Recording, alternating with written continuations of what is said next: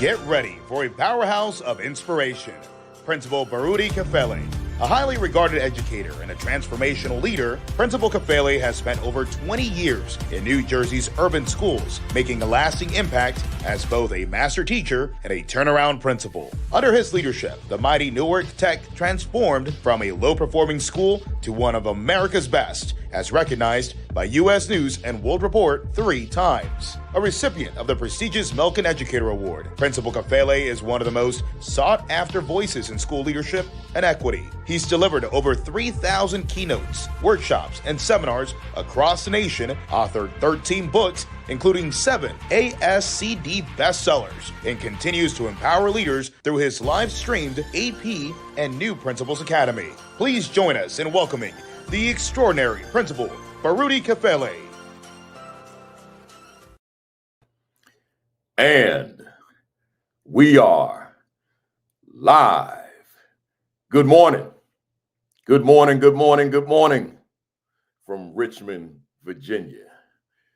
Greetings. I'm glad to see you here on week 254 of the AP and New Principals Academy. Let me see who I got here. We got Mona Obamolak is in the building out in Orlando, Florida, down in Orlando, Florida. Yolanda McKinney is here in Texas. Deidre Baker is here. Good morning to you.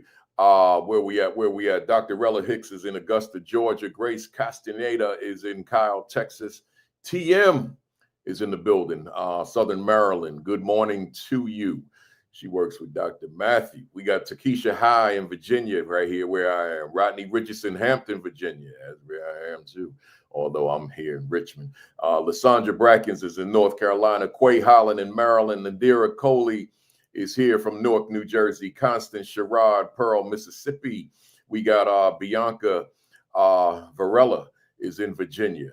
Where we at? PMV admin, Southern Maryland. We got Maryland in the building this morning for the big time. We got Kenny Vines Ministry is in the building. MD, retired principals, Maryland. We got Dr. Rachel Edo Eke, Maryland. We got Lisa Daniels in the building.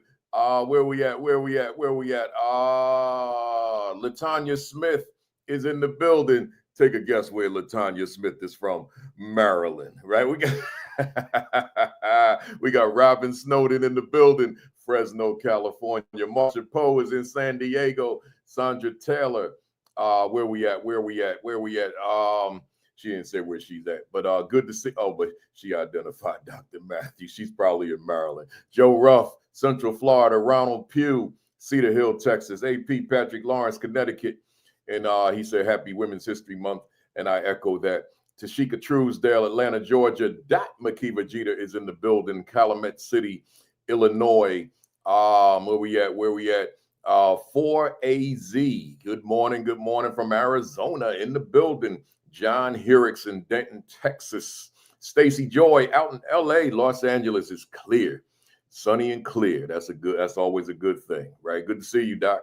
And Justin McMillan is in the building, Colorado. Tracy Farris, good morning, fam. She said, Chase Langley, I ain't seen you in a while. Chase, Yukon, Oklahoma. The queen of the castle.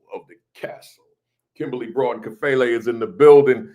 I ain't seen her in a few days. I'll be back in Jersey about 4 o'clock, man. I'll be home, man, for a short minute. David Bell is in the building, Benton Harbor, Michigan. MPA Jaguars, better known as Josh Tovar, Fantastic Four. Starting with Sean Hurd at 10 o'clock. Facebook Live, all of these. 10 o'clock Eastern Time, followed by Create and Educate with Dr. Sheikah Houston, Dr. Tammy Taylor. That's Create and Educate, 10:30. AP and New Principals Academy with Principal Kafele at 10:55. And then on Sunday at 7 o'clock Eastern Time, the PDP podcast with Josh Tovar and one of our guests, Dr. Mari Moreno, Dr. Marie Moreno. I'm trying to do my Spanish thing, man. Look here, y'all. I don't know how long we're gonna go today because I got a flight, man. I'm in Richmond. I've been in this hotel room for a few days now. I'm tired of it. So let me just jump right into it by saying to you, good morning, greetings, welcome to week 254 of the AP and New Principals Academy. I got that question I ask you every week, and I'm gonna continue to do so. My question is, how you feeling? That's it. That's my question every week. How you feeling? Let me speak for me real quick. As I always say, I'm always going to tell you, I'm feeling good. I'm always going to tell you that I'm feeling good. I'm on fire. I'm blazing. I just don't yell it no more. That's just increasingly not healthy for me. To do all that yelling and screaming. Last night I did a keynote here, and I wanted to hit him with my signature close, man. But I told him, because a lot of people in the audience, they're familiar with me, but I told him, I said, look, I can't do that, man. That thing feels like a stroke is coming on, right? So we keep it calm. But let me tell you this, y'all. Yeah, I'm feeling good. But I'm gonna tell you this on the other hand now. So on this hand, I'm feeling good, right? But on this hand, man, I was watching that stock market this week, man. I ain't gonna get political with y'all either, man. I'm not. But I was watching. Y'all understand why that stock market is what it was all week. And man, I was like mad, man. I was angry. I'm thinking about how hard I've worked over the years, and I'll just say this in the politics of the day. We'll just leave it there because I ain't getting political, man. And I'm saying, look at my money, man. All this work, and this stock market is taking a nosedive. It's crashing.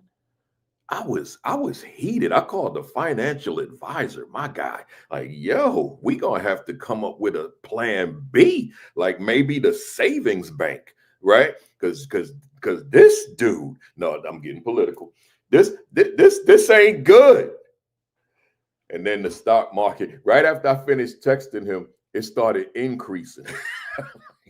Okay, maybe we gonna get back on track. So I'm saying all that to say, y'all, we in leadership. So we got to keep it, we got to keep it positive as best we can. We got to keep it harmonious as best we can. We got to keep it balanced as best we can. But stuff happens, whether it be in the school, whether it be in the home, whether it be in the world, whatever it is. But somehow, some way, and that's for a different broadcast, live stream, we got to get it to where we can at least be proficient at what we do relative to our leadership. Right. So I kept going, man. I kept doing my work, but I was a little agitated this week, man. This wasn't a good week watching my money doing what it was doing. Right. I worked too hard for it, man. Worked too hard. Let's go, y'all. As I said, I'm gonna say it every week. Continued thoughts and prayers to all the fam out there in Southern California who were impacted by those wildfires. The fam out there, man, when I say the fam, I mean the ones who are part of this family who may have been impacted, but also just the people out there that I will never meet. Just thoughts and prayers. There's so many other parts of the country we could say thoughts and prayers, but that one really hit home because I knew that there were people that watched this broadcast who are a part, who were impacted by either directly or impacted indirectly by those wildfires. So I say that. My shout outs real quick. Shout out to ASCD. We did a webinar this week live, and the recording, I'll let you know when it's up because I know a lot of you couldn't watch it. It's 1 o'clock Eastern time. You're leading, or some of you are teaching or counseling, whatever it is that you do professionally. But it'll be online. I'll let you know next week the exact date that they put it on. It was a good one because people have been reaching out to me saying, man, that was powerful, man. Oh, man, so inspiring, so informative. So we'll let you know. Maybe it's up now. I don't know. Shout out to David Heber, my man out in Baltimore. He'd been trying to get me to come to Baltimore to do a on-location podcast video interview, but video, not just audio. So we finally got in the studio, man, and I think it's going to be really powerful, man, when they do all the edits and so forth. So I'll let you know about that. So shout out to him. Then I took a 3-hour drive to another part of Baltimore County, Essex, and spoke to a parent group at Sandalwood Elementary School, man. Shout out to those parents if any of them are on this morning. We had a great time just chopping it up about things that they can do as parents with their children, right? And then now I'm in Richmond. Shout out to Teachers of Promise, led by my man, my milking brother, Wade Whitehead. Every year they invite me to keynote this. What a blessing to keep on inviting me out to keynote that the Teachers of Promise Institute on Friday night, and then all day today they're in sessions. These are folks who are graduating from college and are getting ready to step into the classroom. And it's just a big deal he's been doing for 22 years. So shout out to my man, Wade Whitehead, and my brother, my milking brother, Wade Whitehead, for the Teachers of Promise, 22 years strong. Welcome to all the first timers. If this is your first time, it means you've missed 253 sessions. So you might want to go to the AP and New Principals Academy YouTube channel and binge watch. We average 2 hours a session. So it's a lot there, but I mean, I don't know where you're going to go and get 2 hours of free PD for 254 weeks, right? Consecutive, like I say that word, 254 consecutive Saturdays, right? So just go to the AP and New Principals Academy channel, hit the subscribe button, hit the subscribe button, hit the subscribe button. One more time, hit the subscribe button. We're at 23,300 subscribers, but that ain't enough, right? So hit that subscribe button. Join me in Raleigh, North Carolina for the School Leadership Institute with Principal Kafele. That's July 5th, the annual School Leadership Institute with Principal Kafele. That's July 15 and 16. We'll be in Raleigh, North Carolina. Come join me. Go to principalkafele.com, scroll down to the section that says School Leadership Institute. In fact, this year it says Instructional Leadership Institute because that's going to be the focus. So scroll down, hit the link, it'll take you to Eventbrite, register. You get a free copy of What is My Value Instructionally to the teachers I supervise.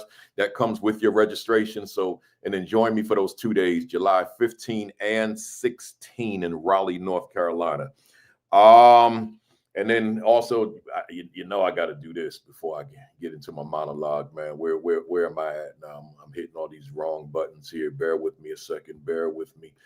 I can't seem to get this right. Where are we at? Oh my God, I'm hitting the wrong buttons. Here we are. Here we are. Bam.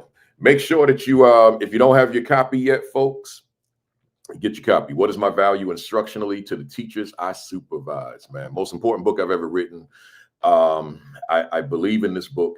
I believe it's a game changer for the individuals that read it as far as who they are in their buildings as instructional leaders, principals, assistant principals, but it's not solely for those two categories of leaders. Superintendent, you have principals and superintendents that work under your watch. So I would strongly recommend it for you. Assistant superintendent, directors, etc. Teachers who aspire, or anyone who aspires to become an administrator, you got to read this book. And I kept it short. It's like 150 pages, something like that. And I made it readable, right? So you don't need a thesaurus nearby to understand what I'm trying to say. It's very easy to understand. But get your copy. Go to Amazon right now. Get your other device, or just hit your other tab on Chrome and go to Amazon and get your copy, or go to ASCD, the publisher.org, and get yourself a copy. But get that book. That's important. Those of you who have been keeping my book in the top 5 on Amazon all week under administration, I appreciate you. Thank you. Let's keep it going, man. It ain't about the money. Authors don't make money. We get enough to put gas in the tank of the car. The publisher makes all the money, right? We just get enough to keep gas in the car, maybe get some eggs, right? Right. But outside of that, we don't make any money. So I don't do this because I'm trying to fatten my wallet. I got blurry there. What's going on here? What's going on? Okay. So I do that because I want this in the hands of the people. This is who I am, in the hands of leadership. So enough said, y'all. I got to jump into this monologue, and then we're gonna bring up my guests. So let me get rid of my book here, and let me talk to you. The past few weeks, I have been putting a little bit more effort into the monologue, and it's really crazy that I do, because I put so much effort into planning every week. I'm on the road all the time. I do this work, but yet I'm spending hours putting together an agenda for the Saturday Academy. So then something, I don't know what hit me, but something said, take the monologue a little bit more serious. So now, instead of me just winging it on Saturday, because that's what I was doing with the monologue, I put a title up and then I just go. But now I said, I'm gonna take some, I write notes, right? So because I think that monologue is helpful for folks as well. So let me go through it real quick. I'm gonna be quick. I'm not gonna be as long as I thought because of my flight today at 2:30. My monologue title is Your Brand Identity and Your Brand Image Must Align. Once again, your brand identity and your brand image must align. Now, you've heard me talk about brand identity, brand image a lot on this platform, but never as an isolated monologue. I want to give you a definition that I got on the internet that I said I can not only agree with this, but I lived it. just to give clarity to where I'm going, a person's brand identity refers to how they intentionally present themselves to the world, including their values, personality, and desired image, while their brand image is how others actually perceive them based on their interactions and experiences, which may not always align perfectly with their intended identity. Essentially, brand identity, hear this well, brand identity is what you want people to think of you. Brand image is what people actually do think of you. So brand identity is that which you crafted and you said, this is who I am, who I want to be, how I want to be seen. But the brand image, on the other hand, is how they're perceiving you. So if they align who you crafted yourself to be with how the public sees you, in this case, your staff, then you have alignment. But if on the other hand, you see yourself one way, this is how you think you crafted yourself, but your staff see you another way, then here's what happens. Whoop. We miss each other. Whoop. We miss each other. So now, what is your identity in that regard? Your identity is how your staff perceive you, not what you said about yourself. The only person that sees you the way you said is when you look at yourself up in a mirror. That's it. So I wanted to break this down a little bit. So just give me a couple of minutes. I want to give you a scenario. So I'll ask you the question. And by the way, I left my mirror on like a podium somewhere.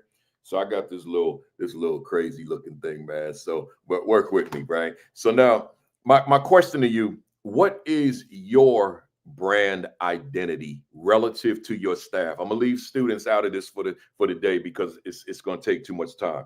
But as it relates to your staff, what is your brand identity? Said another way, who are you when you are in that school within your leadership capacity, right? So I'm gonna use the example that I used for myself when I was a principal for those 14 years.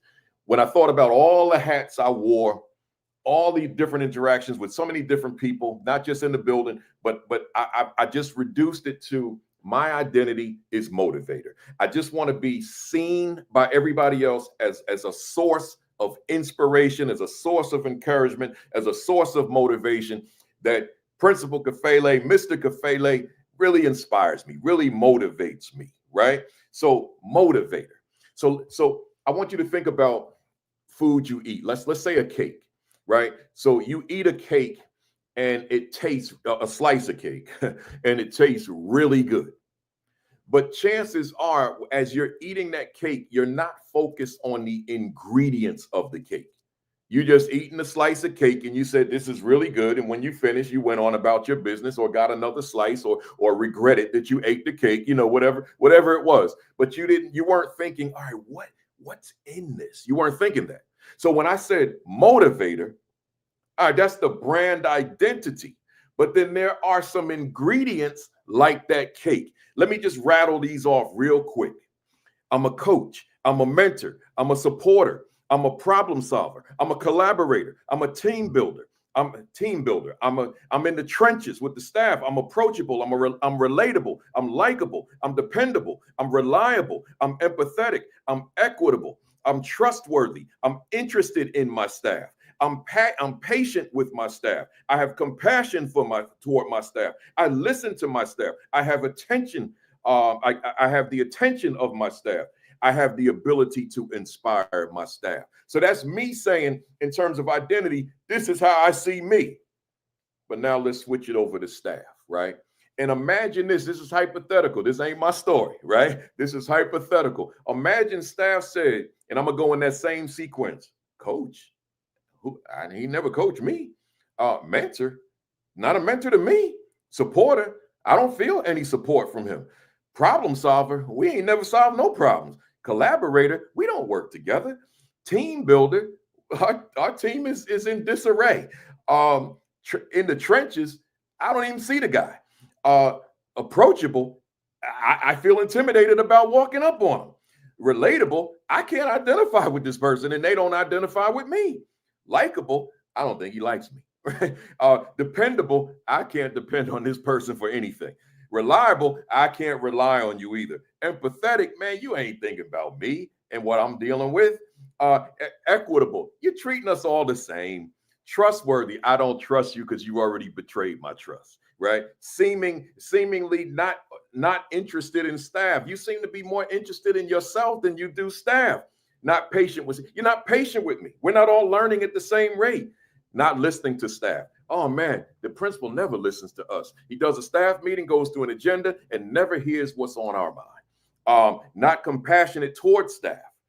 Doesn't have the attention of staff and inability to inspire staff. So on the one hand, you got the principal that says, I'm all that, as they would say, and a bag of chips. But then you got the staff who say, So you got this. So here's what I'm saying as I wrap this up. Hey, fam out there, your staff is not following who you say you are solely, which is your brand identity in your mind. Your staff is following who they perceive you to be. You can never, ever lose sight of that. So you have to be so intentional to the best of your ability of aligning your brand identity with your brand image. It's almost as if you got to get into the heads and hearts of your staff to determine, to gauge, how are they seeing me? And that's not hard to do.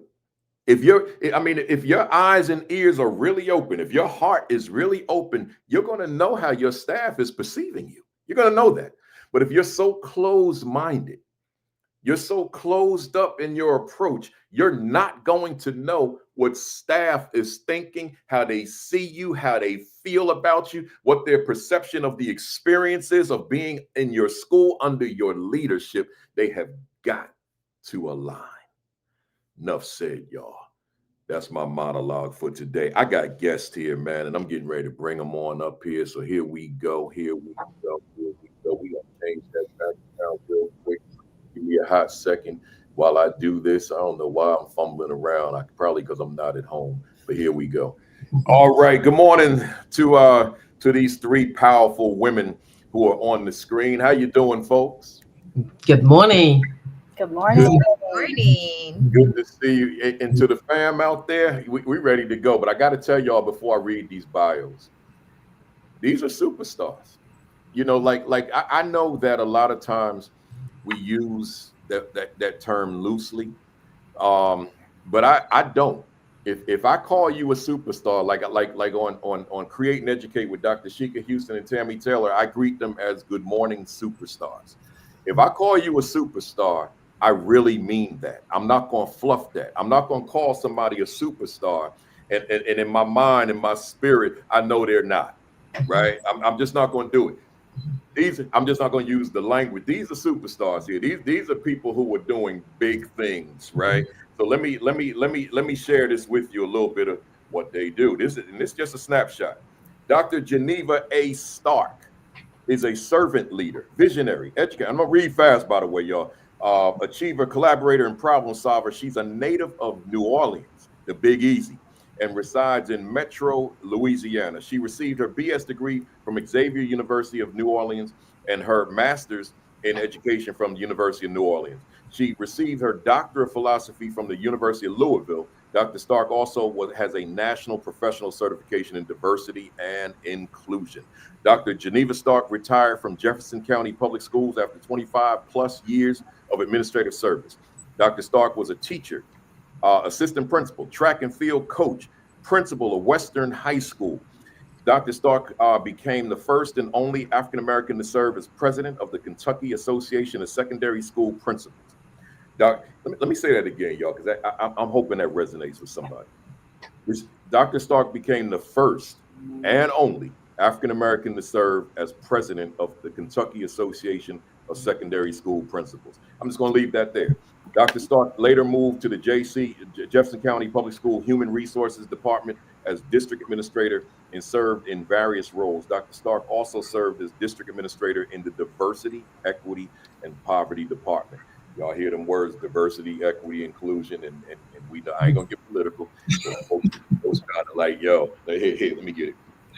They like, this the garbage, like this the garbage can, like put all that diversity, equity, and inclusion in the garbage can, right? That's what they said trash that, right? Let me stop. I didn't even say that, right? So Dr. Stark is actively involved in local, regional, and national organizations dedicated to diversity, equity, and inclusion.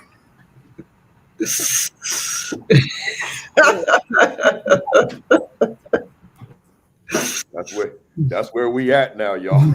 But guess what? We gonna fight back, right? So ain't nobody laying down. No, we gonna fight back. All right. Sometimes you got to bring humor to stuff, man, just to keep right. So she volunteers for the Organization of Black Aerospace Professionals. I didn't know that until I read this. We got to talk. I want you to enlighten me later about what that is. She serves as the diversity, equity, and inclusion consultant at the local, state, national, and international levels. I hope you don't find yourself unemployed. Right. So she serves as the immediate past treasurer on the board of directors of the National Alliance of Black School Educators. Dr. Stark also serves on the board of directors for the Greater Louisiana Alliance of Black School Educators and is a member of the NAACP of Louisville Education Committee, Louisville League of Women's Voters, League of Women Voters of Kentucky, and the National Council of Negro Women, which my mom is a proud member of as well. Recently received at the age of 90. It recently received the 2024 Lifetime Achievement Award from the let me read that slower because it's big. Recently received the 2024 Lifetime Achievement Award from the National Alliance of Black School Educators. Big time, big time. Dr. Starks mentors students and teachers, support staff and administrators at the local, state, national, and international levels. And y'all, I didn't even share one of the paragraphs, y'all. Dr. Marie Moreno, she sent me a short one, but she could fill up a few pages. So, but it's fine. It makes it so we can get through this. Founder of Newcomer Success LLC, is a longtime educator advocating and supporting newly arrived immigrant and refugee families worldwide. As the former founding principal of Newcomer School in Houston, Texas, her mission is to help school districts, administrators, and teachers acculturate newcomer students and ensure that they have all the tools to be successful. She also understands how to best support newcomers with gaps in their education and who have experienced trauma. Her 26 years of experience in education have fueled her to be passionate about the most at-risk students. She serves as servant leader and devotes herself to learning more about refugee experiences and traveling to the, I'm gonna try this, Chingwali. Oh man, I'm way off. Chingwali refugee resettlement camp in Uganda, schools in Kenya, and remote villages in Guatemala.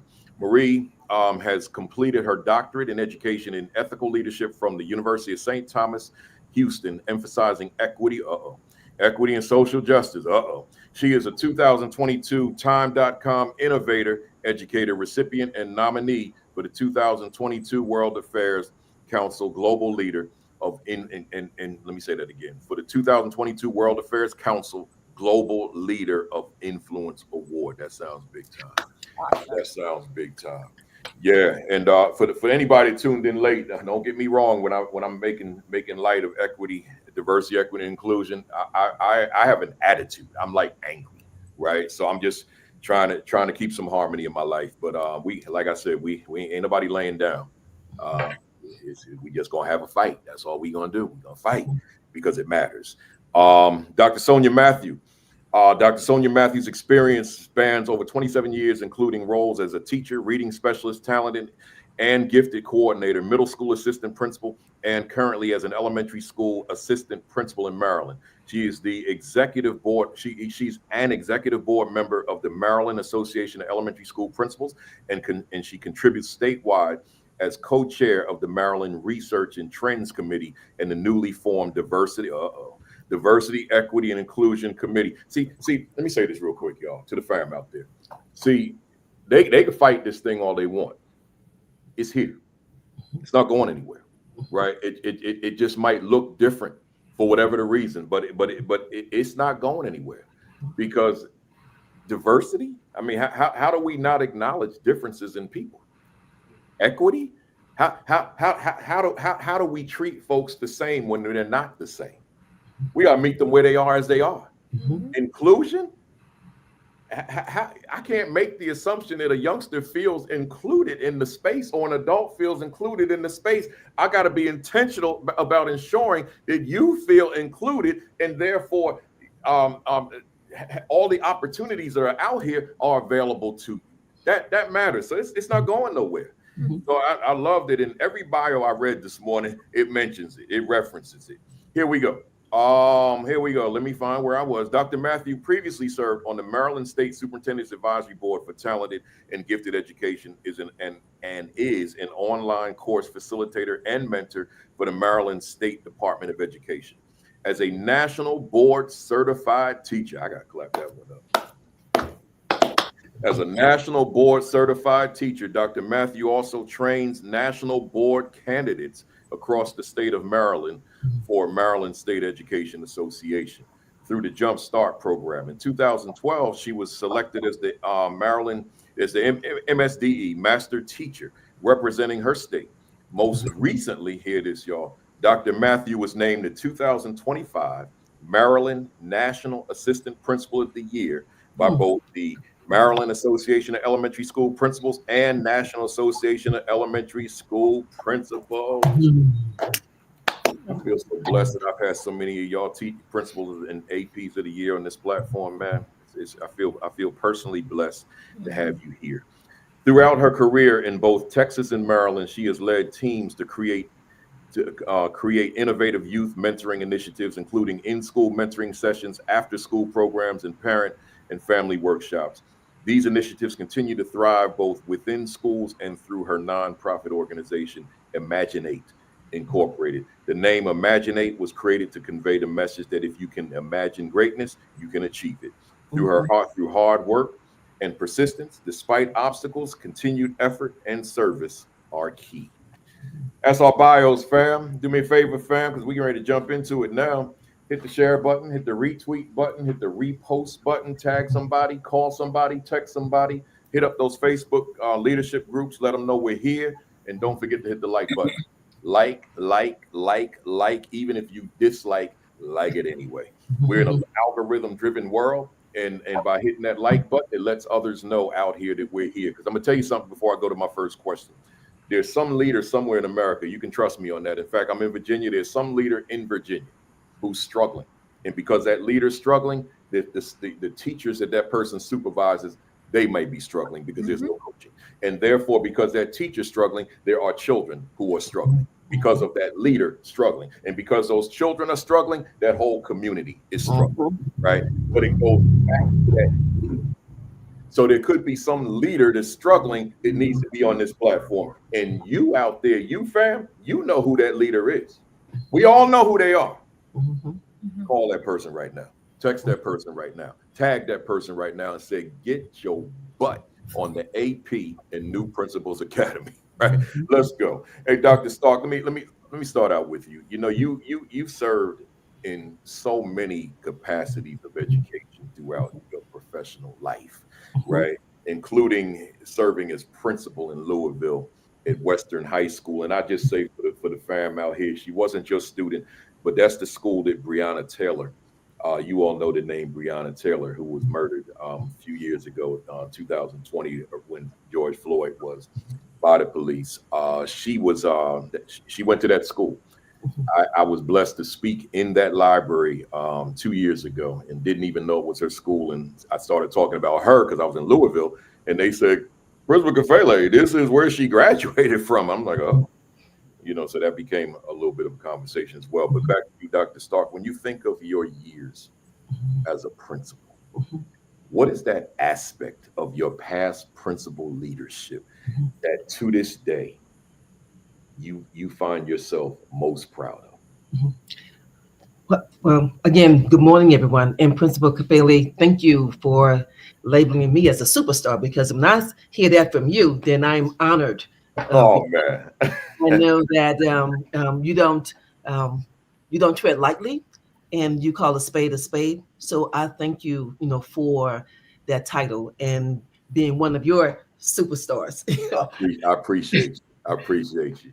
And in terms of my principalship, I am most proud of the impact, because it's all about impact.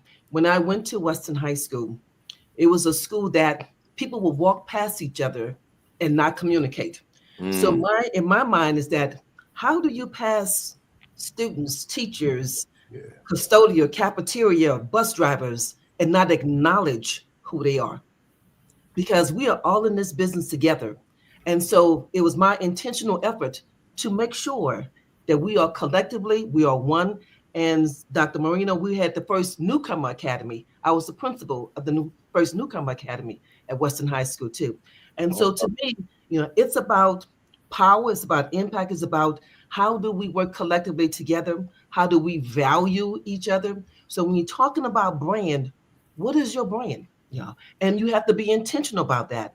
And so as I saw that when I first arrived, it was my intention to make sure that we come together as one. And I can say that. And so when I saw students in the morning talking to ESL students, and I saw staff members beginning to talk to each other and communicate. And because I'm like, wait a minute, we can't do it this way. We cannot do it this way and make the impact that we need to make. So in faculty meetings, I brought it up. I was intentional about what it needs to look like, what we should be, what we can become, and they bought in because they saw me being visible, being intentional, loving students, staff, community, parents, and was invested, totally invested. Because when you say you want to become assistant principal or a principal, you represent students, parents, the community, the faculty and staff and administration. I took that very seriously. And so one morning that comes into play was when an ESL student, well, it was an African American student that they were on the bus together.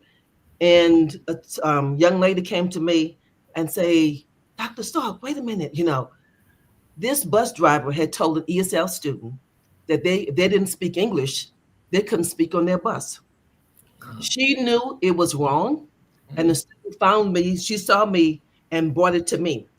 And so at that moment, I realized there was a camaraderie that was building, that they supported each other, they loved each other. And so, of course, I went and talked to the bus driver, and that didn't happen again. And I saw staff members beginning to communicate and talk to each other. And I can say that many, many years removed, we have a database of over 125 students and staff members that are on the email every week. And we have someone who mans that. And so she keeps us connected with whether someone's getting married, need help, need prayers, or sick. But being able to see that was resonated with me, because even when we had events during the holidays, and I'm a dancer, have not met a dance floor that didn't like me. And so I would say to go to each one of the different departments individually, to the cafeteria workers, and say, hey, I need to see you at the social event. Oh, you don't really want me? Yes, I do. I saw the maintenance person. I saw the bus drivers that say that no one has ever invited me to anything. Yeah. And I said, but I need you there. The crossing guard. So I am most proud of being able to look at that identity, being my identity, being able to say that bringing people together as one, loving each other. And again, we had the first newcomer academy. So we had 125 students that was from all over the world. And we also had about maybe 25% staff members from all over the world. But to bring all of those individuals collectively together, but that was intentional, because I know that was needed and necessary. And as we do this work, then we have to do it collectively. We have to do it with purpose. We have to do it with intention. And we have to be able to love and respect our differences. So that was something that I'm most proud of, that even today, and so much so that we have Western High School sightings. So when I go to an event or I go to a store, and I see someone, we take a picture and we put it on the Facebook page so everyone can be able to see that there's a Western High School sighting. So again, talking about identity, talking about your brand versus your identity and what that means, it means to me that, and many people have become counselors and principals, and one just recently say, Dr. Stark, I value you because you loved your staff. You loved your people. You took care of us, and you continue to take care of us, And so, as you stated, that it's not about what you say about yourself, Yeah. about what others say about you. Mhm. Yeah. Well, And let I me take that let very me seriously. Yeah. good stuff, good stuff, good stuff. I was gonna say, let me jump in here because I got 11 pages, I know. right? I So know. I'm let me. sorry. No, you good, you good, you good, you good. But I'll say this real quick about that.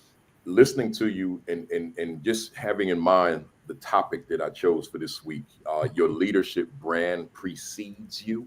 When we say one's reputation precedes you, well, clearly with what you said, your brand, because you put that in place, and that's an extension of who you are.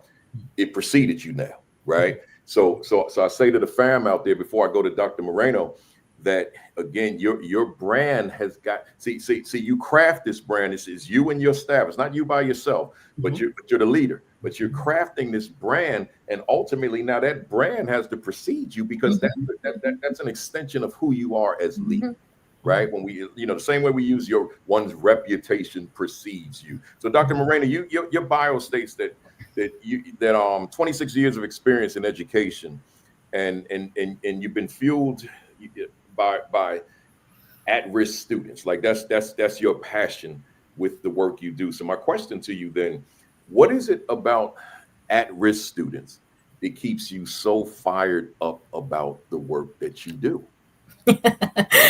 Principal Kafele, again, thank you. And I'm just gonna just chime in on what Dr. Stark says. When you say I'm a superstar, it just means so much. So thank you again for putting me on that pedestal, because I only do what I do because I think it's the right thing. You talked about my background. I have a doctorate degree on social justice, right? It spoke to Wow. me. I'm passionate about leadership. I'm passionate about educational leadership. But when I had the opportunity to pursue a doctorate in equity and social justice, it just spoke to me, because that's what I did as a teacher, as an assistant principal, and as a principal. And now that I'm out of that chair, as Josh Tovar talks about all the time, I continue to do that work. A little bit of what fuels me, you know, educators usually have the heart, the drive to work with all children. What happens many times is when you're working with refugee, immigrant, at risk, low kids who are not motivated, you're gonna find resistance. Kids are gonna say, Miss, leave me alone. Why are you doing that? Or the famous, Miss, you do too much. Leave me alone. Get away from me. I don't know why you're working so hard to help me. And so, we're so used to just kind of dismissing them and saying, okay, well, fine. If you don't want my help, then I'm not going to help you. And they walk away. And that's not what our kids are really saying. They're saying they need help. They're saying that they want the support. They're just not able to communicate like that. And so it's our job to then figure out what is it about these kids that they need help with. Where do they need help? A really good story is I had a student. I was a school principal of Las Americas, and I had, again, it was a newcomer campus, and here are a middle school 8th grader. This kid was just always in trouble, always, causing havoc, and the teacher's always saying, get out, get out, get out. Well, I like to get to the root of the problem. I had the little student come to my office. I'm like, what's going on? He spoke Spanish. Here I am trying to build a relationship with him. And, he said to me, is this that this teacher does too much and she always wants me to do stuff, blah, blah, blah. Long story short, I asked him, I said, do me a favor. I want you to really help me understand what your thought process is. Can you help me write down some things? And he looked at me and he says, again, he blew up. And I wasn't quite sure why. And we had a great relationship. The kid cannot write. The kid cannot read. And so when I asked them to, I said, read this little passage for me, and I want you to tell me what this means. I have lots of like children's books in my office that kind of talked about behavior or bad behavior. So I would use that as a way to kind of help, build that relationship with kids. And what I found was he couldn't even read a children's book Mm. to tell me, why he was acting this way. And that's when I really realized, you know what? This kid is not misbehaving because he wants to. He's trying to get away from this teacher who is trying to showcase him. And he's not going to tell everybody in the classroom, I don't know how to read, I don't know how to write. So this is his way of kind of, you know, going in a different direction and trying to get out of the situation. So, you asked me why I love, working with at-risk children. It's because we have to be able to realize and figure out what is it about these kids, what's going on. They all want to be successful. I don't know of any kid who says, you know what, I want to grow up to be a bum. I want to grow up to, they don't grow up saying that. They want to aspire. They want nice things. They want nice cars. So they don't know how to do that. And it's our responsibility as educators, I believe, to make sure that we build those relationships and figure out and have them trust us. That's one of the reasons why, my bio talked a little bit about going to other countries. I've been to 14 other countries. I just got back from Tanzania, where I am now teaching Maasai children in Africa and Eastern Africa. And now I'm taking educators with me so that they can then experience what is life like being a newcomer yourself. Yeah. So that I don't speak the language, I don't know the culture, I don't know my environment. And so they're having to now teach in an environment where it's very foreign to them, just so that they understand what is life like for them here in the United States. Love it. Strong stuff. I'm gonna keep it moving. There's so much I wanted to jump in there, but let me keep it moving, and so I can get as much of this in as I can since I got that flight. Dr. Matthew, you were selected again for anybody that just tuned in as the Maryland Elementary School Principal of the Year, recognized by the National Association of Elementary School Principals as well. As I was reading the bio and just processing, I was thinking this, Dr. Matthew. I said, a lot of times when we receive these awards, we get these awards, but we don't necessarily know, like, what was it about us that someone said or a committee said, let's award this person. So here's what I want to ask you. When you're in your quiet moment and you're reflecting on your leadership, right? Not so much the school per se, but your leadership. What do you conclude are your strongest qualities as a leader, and why? Yeah, wow. So first and foremost, thank you, Principal Kafele, for this opportunity. Thank I'm you. humbled to be here. You are trailblazing this work, and you have made such an impact on my life when it comes to understanding leadership through this platform. So thank you again. Thank you for deeming me a superstar. I'm so honored to meet you today, Dr. Stark and Dr. Moreno, excuse me. And to all my people out in the YouTube world, thank you so much for all the love. And we are not afraid. In Maryland, we just had our AP and Future Leaders Conference through MAESP and MASSP. And Dr. Joshua Fine, our president, openly said, DEI, we are in the house. We are doing this thing. My co-chair, Brianna Walker, is in the building, and we have started the work with DEI in Maryland. Okay, so just know this. I love it. I love it. But to the question, in my quiet time, I think I'm very reflective, and that's one thing about being a national board certified teacher. We are always thinking about our work and how we can improve our work for our students. And for me, and this is really about my branding, and that's been a journey in itself, is really about that sense of belonging, right? Like, I didn't feel like I belonged. You know, Dr. Moreno, I was a newcomer. My parents were newcomers from a poor village in India to Canada. So I was that displaced child that was misunderstood. And then coming to America at 23 years old and navigating and trying to figure the system out, but also being a newcomer and understanding that our students, like you alluded to, Dr. Moreno, there's a lot of misunderstanding. Mm-hmm. There's a lot of assumptions. And when we go back to what you were talking about, Principal Kafele, I'm just going to say Dr. Kafele. Everybody when we talk about our brand and perception versus really that's a reputation that can be changed, right? But it's our character and our consistency that doesn't change. So when they perceive us, they can say all they want. They can talk about us. They can create that narrative.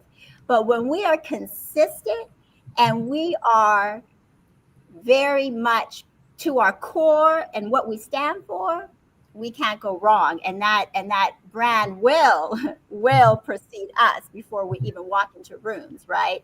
But as I reflect about just the award, and I won't say just to minimize it, but for this award, I think about just my love for people. And for a very long time, I've worn rose-colored glasses and just assumed that everyone was good. And unfortunately, everyone is not, always with good intentions, but assuming those positive intentions about people and truly caring about people and believing in what we all have to offer in this world, that's what I go back to. And I believe that, we rise by lifting up others, right? So I've done that pretty consistently. And I think that this award is just a testament to that. Yeah. Good stuff. Let me go to Dr. Stark. Dr. Stark, and a lot of your response kind of bled into my second question, but I think we can still get some more out of it. You, and I'm gonna stay with you as principal, in those years. So you had a particular brand. And in my monologue, I talked about the alignment of the brand identity with the brand image. So you had a particular leadership brand, right? So my question to you, if one were, and this is during the time you were there, if one were to survey your staff, what do you? And this is a vulnerable question for sure, but what do you think? If one were to survey your staff, do you think that they would, the image that they had of you in terms of your brand image, do you think it would have aligned with your brand identity the way you saw you as leader? Or would there have been a disconnect? So would there have been a connection there or a disconnect? What are your thoughts going back? Because I know that's going back quite a while. Okay. Not that far, Dr. Principal Kafele. But I will say that initially, because in coming in, you have to be intentional. And so as you stated that, many times people are resistant to change just because of who they are. Right. But when they saw my heart and what I was attempting to do, then they bought in because they saw that the results that was being obtained. They saw other staff members, because initially, as I stand 6 feet and a Black female. Yeah. And so most people are going to say, oh, you're unapproachable, you're intimidating. If you put on heels, that's going to take you even higher. There we go. I like heels. So with that, they saw that my intention was camaraderie, support for each other, value, impact, and also to make sure that everyone was included in the process. And that was many years ago when you talk about diversity, equity, inclusion now. But my concept of that was about who I am as a person. That didn't just start, it was in place many, many years ago. But when they saw what I was doing and the why, then they bought in. So initially there was like some hesitancy, but also as a female, and as a Black female, many times people have their resistance, they have their biases. But when they saw that I was visible, I was intentional, I was at professional development, I was at games, I was there, and also I was a good listener. Yeah, sometimes that is a skill that most people don't have. And I listen with the intent to hear what they have to say. Sometimes people listen to, and not really listening because they have another answer. But listening was a skill to be able to hear them, and they also recognize that I heard them, I saw them when they even when staff members were not there, whether they had missed a couple of days. I would say, "Hey, Dr. Matthew, I noticed you were not here the last couple of days. Is everything okay?" Yeah. And you may not want to talk now, but I just want to let you know that I see you. I see. And I see you, and I'm available to talk to you if you would like to talk. So being able to let people know I see you, to recognize them. And so for me, they begin to see that my image and my reputation were aligned.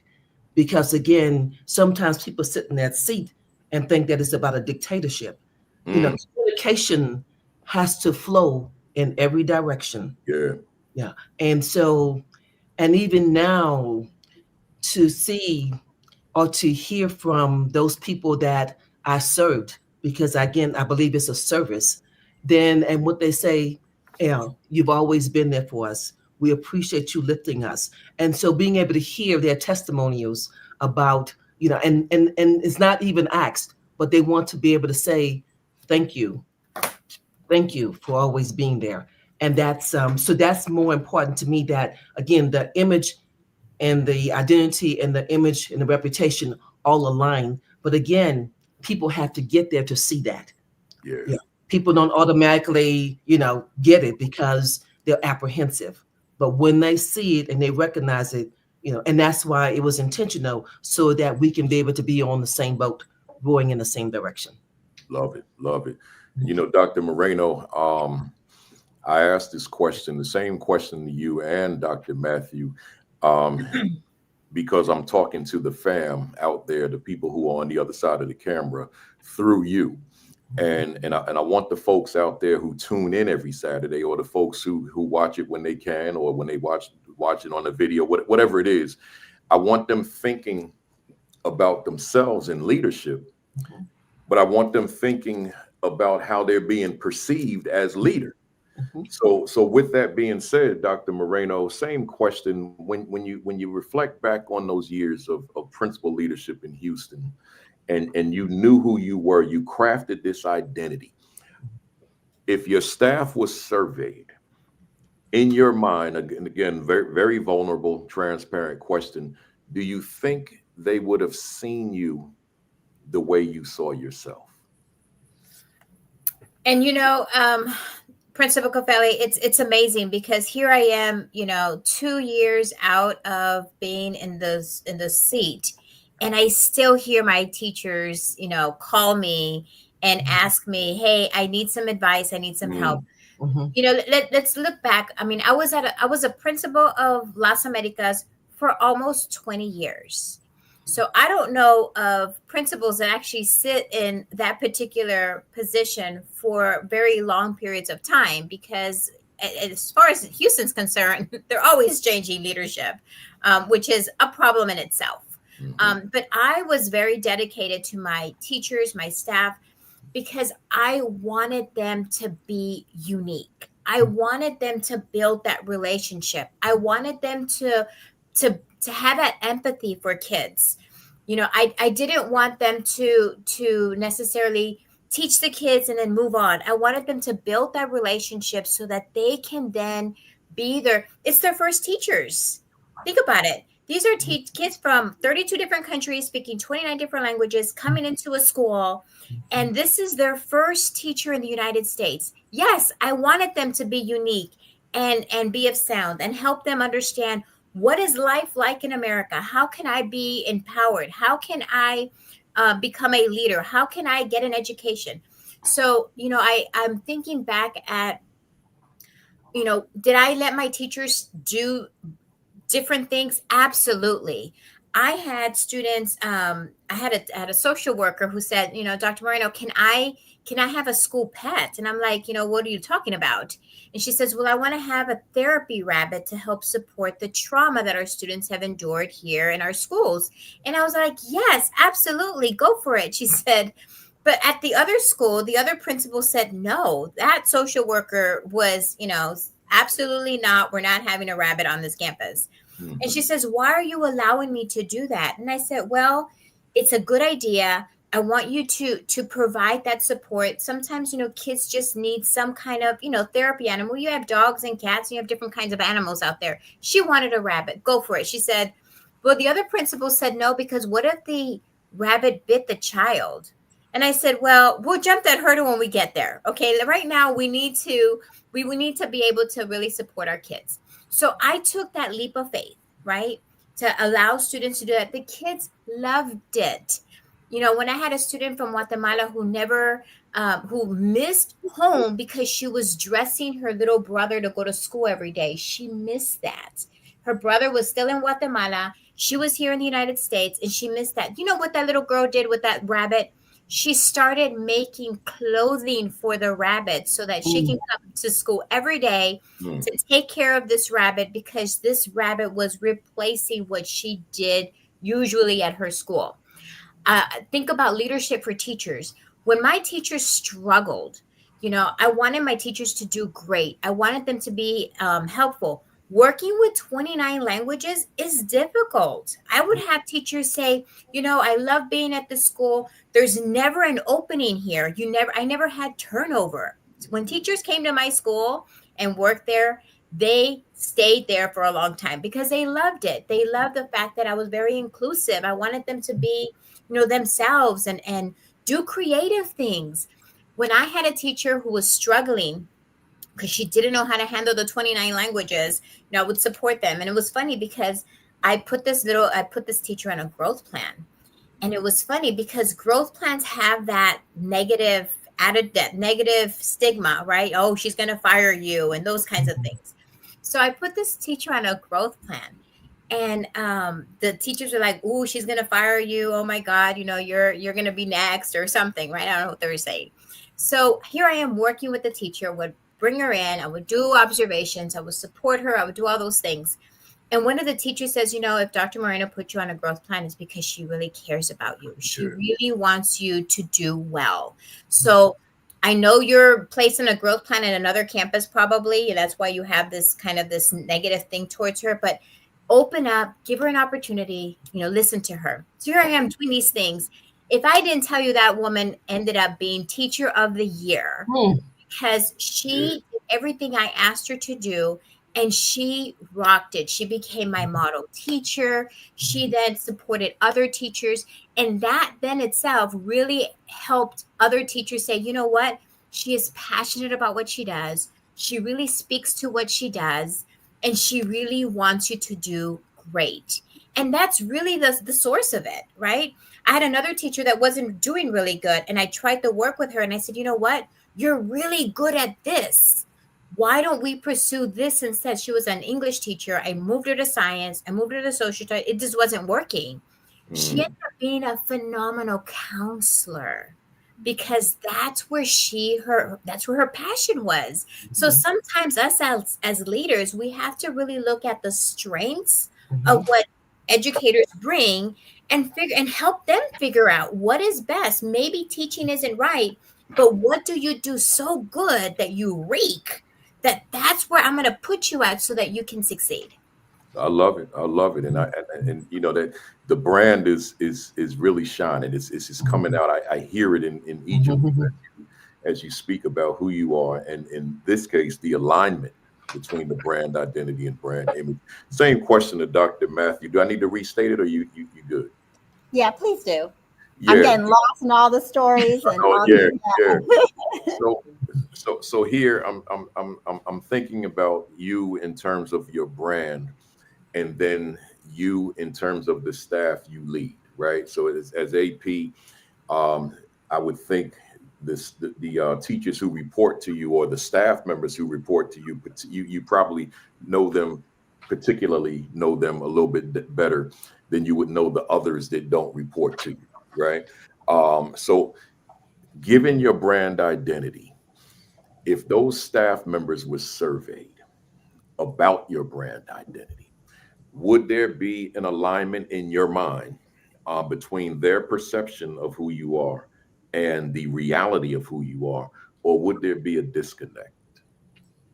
Yeah, so I think there would be an alignment. I feel that, again, going back to the consistency and also the fairness across the board. One of my principals, my previous principal, is on the call today, and she showed me so much when it came to being fair across the board. We are in a very people-heavy industry, right? And we have to care about people, but we have to hold them accountable. That is kindness, right?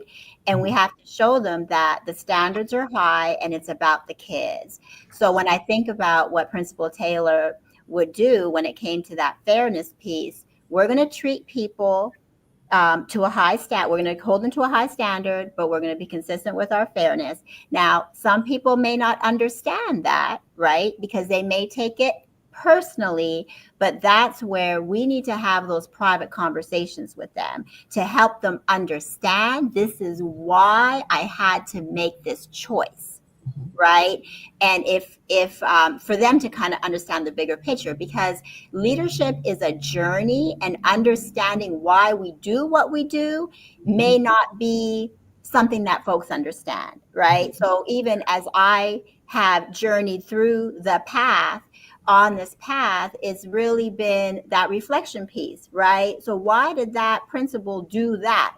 I would never understand until you're in that seat, right? And the last thing I will say, where I would think that yes, there would be an alignment, is back to that intentionality piece and that reflection piece.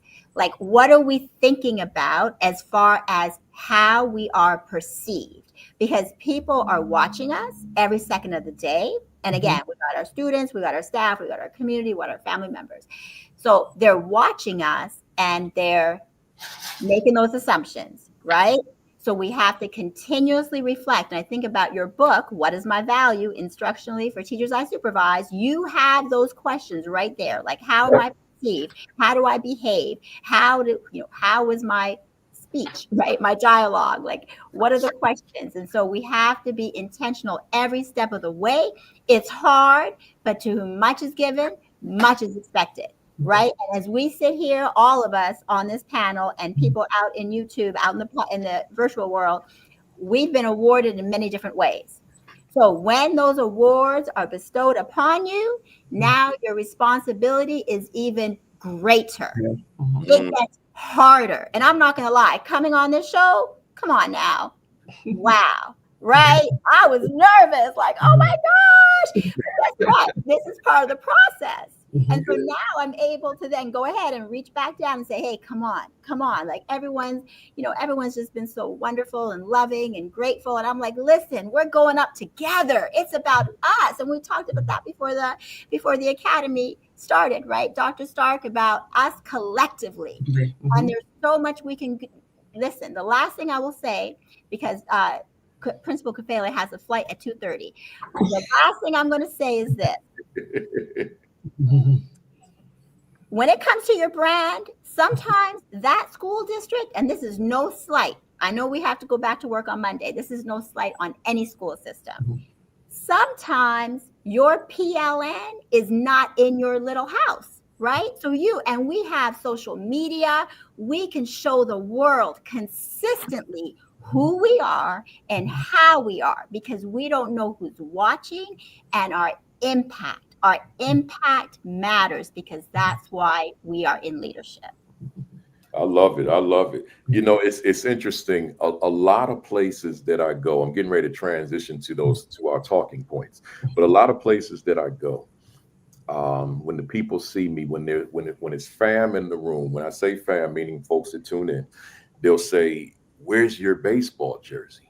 I hear that all the time. And I say to them, those jerseys, I have about 100 of these. I say, these jerseys are part of the brand of the Saturday Academy, the AP and New Principals Academy. They're not meant to be worn here to do this keynote address, right? Or to do this workshop, whatever it is. That's for the Saturday Academy. However, there's certain conferences like NABC, African American conferences, where this is a Negro League jersey. So I find that at those particular conferences, there's a compatibility. So I'll wear them at those places.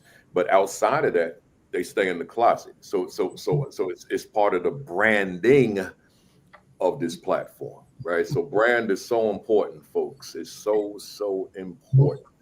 And Dr. Kafele, can I say something before you go to the next question?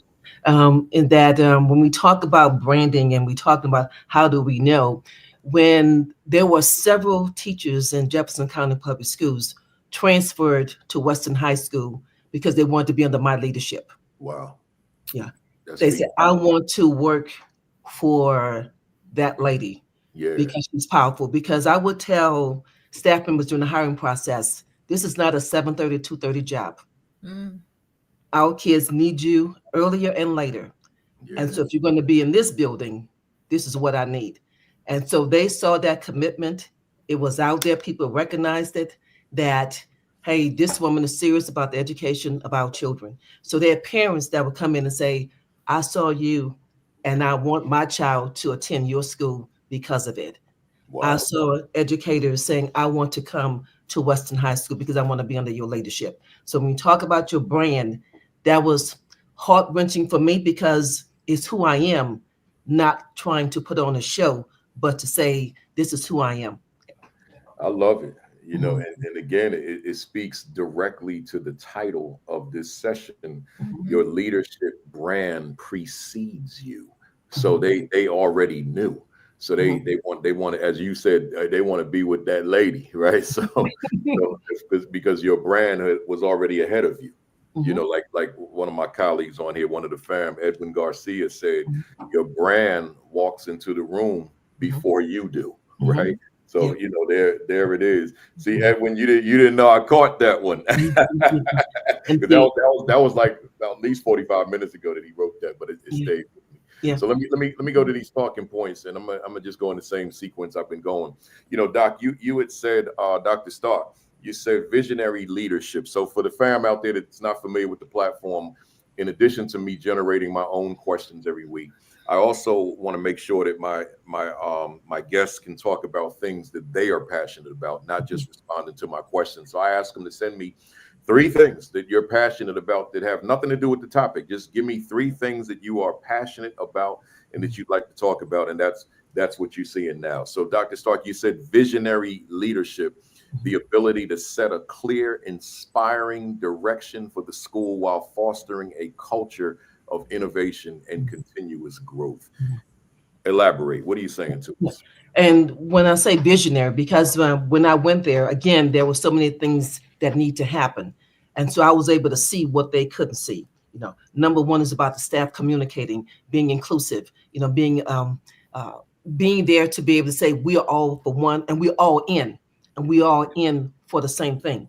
We are in for the right reasons. So when there was professional development, I was there. I didn't say go to.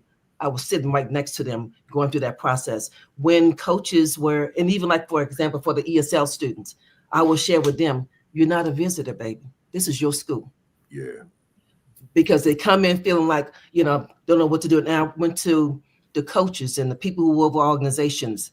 I want you to make sure that we have ESL students a part of this process because they can and they're capable. Yeah. So being intentional about that, being able to take old computer labs and turn them to centers where students were able to get certifications, you know, in computer technology before they left high school. Taking an old home ec, room and putting a culinary arts program in place so those students can be able to have access to those different things, being able to see what they couldn't see. And also, again, but it starts with me. It starts with being visible, with them trusting you, believing in you, and then you can make things happen, you know. And so when you talk about visionary, you can't go by what is, because what's going to happen tomorrow? What are you preparing your students and your staff for and your community for? Yeah. And when people say that, oh, well, it's a low performing school, a school's not doing this, that, and the other, You're talking about students, parents, and entire communities that you're labeling. Mm-mm. That is not a good look, So my goal was always, yes, you can. Yes, we are, And so when students and staff and community believe in that, because there was a time when they were trying to close Western High School. And I'm like, not on my watch. Yeah. And we're talking about, because just somebody at the central office saying, oh, well, their community don't make a difference. And I said to them, yes, we do. And so when we all collaborated and came together, Western High School is still open today as a result of that, So we have to have the courage to be able to lead. And when people see who you are and what your goal is and what you're thinking of, then they're going to rally with you, but you have to have the vision to be able to do that, And even as I was the president of the Greater Louisville Alliance of Black School Educators, I coined the phrase that when people say, oh, well, who is GLAPSI or who is Western High School? That is you, and you. Because people are always looking for what someone else is going to do. But the question becomes, what are you going to do? So that's why teach, plan, go. Because I was trying to understand. You see the screen, right? Yes. I was trying to understand what she was saying. So now that's your phrase. Yes. Yeah. That it is you, and you. And collectively we can make a difference and we can make some things work. So that's where that came from. Because I would say, because people will often say, even in most of you all in spaces, well, who's going to do this? And looking for someone else to do this and do that. But I'm like, okay, what about you? You are a part. And I believe, as the great Joe Madison would say, we all can do something in the spaces and places that we occupy. That's right. Let me ask you a follow-up. Mm-hmm. Talk to us about when staff lacks confidence in the leadership toward the ability, right on your screen, toward the ability to set a clear, inspiring direction for the school while fostering a culture of innovation and continuous growth. So it's a brand-oriented question, but here the staff lacks confidence in the brand of the leadership toward that talking point. Talk to us about that. When staff lacks that confidence, where do we go as leaders? How do we resolve that? Well, when I went there was a staff that wasn't, didn't feel empowered. They felt even that the students in the 40218 zip code didn't matter. But the question becomes for the leader, you have to be able to listen, be able to have a vision, to let everyone know they have power, they have purpose, and we need you. And also to go back to, what is your why? Tell me, why are you here? Why did you go into education? Because there are many other fields that you could have gone into, but you chose education. So I need to know, what is your why? Yeah. And if you're still there 5 years later, 10 years later, 15, 20 years later, are you still there? And if not, then why not? And as the leader, it was my responsibility to make sure they have the resources to be successful.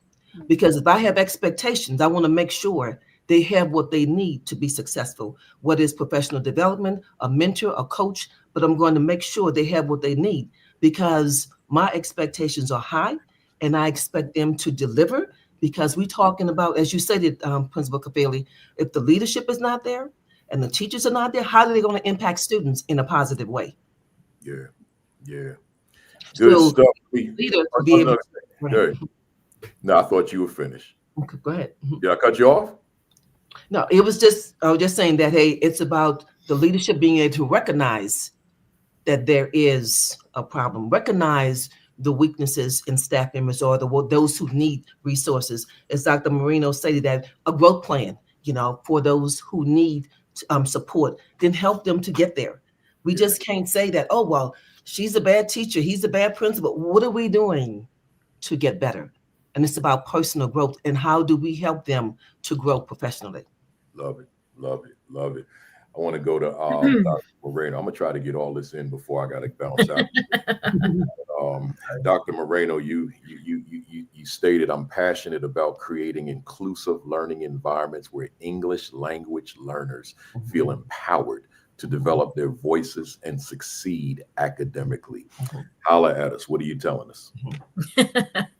You know, this is such a very unique climate we have. And without being political, it is very, very scary for many of our English language learners across the country. Very much. And so, you know, I'm going to tread lightly here because, again, of the political environment. But the root of the matter is we have students that are born in this country that only speak Spanish or their own native language in their own environment, and then they go to school, so they're still considered language learners. So you can take this sentence and you can think of people, not only immigrants and refugees coming into this country, but we have children in this country that only speak their native language and they're born here. So it can work either way. So I'm going to treat it, at least that topic that way, just so that I don't, you know, don't ruffle feathers out there.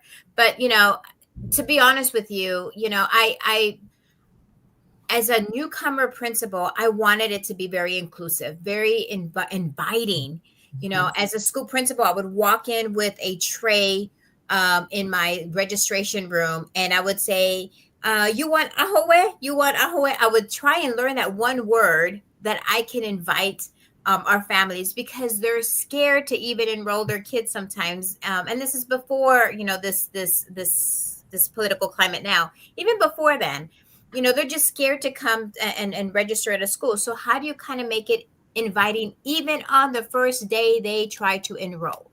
But looking at this sentence, you know, I'm thinking about just beyond that. How do we empower our children to have a voice, in this country and be able to do what they couldn't do in their own land, in their own country, and give them the opportunity to succeed and do well here in America? And so, you know, now that I'm outside of a school and I travel to different school systems across the country, many times I walk in and I hear, well, they don't know English. They don't know, you know, we just put them to the side of the room and they'll eventually learn English. And it's like, that's not how we treat children. That's not how we empower. And that's not how they're going to learn. How do we include them in there?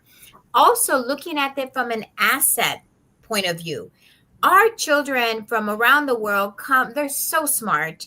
We just don't know sometimes how to tap into that. So how do we then build them up so that they are then able to provide, think about it, they're talking about the Civil War, they're talking about, you know, world cultures.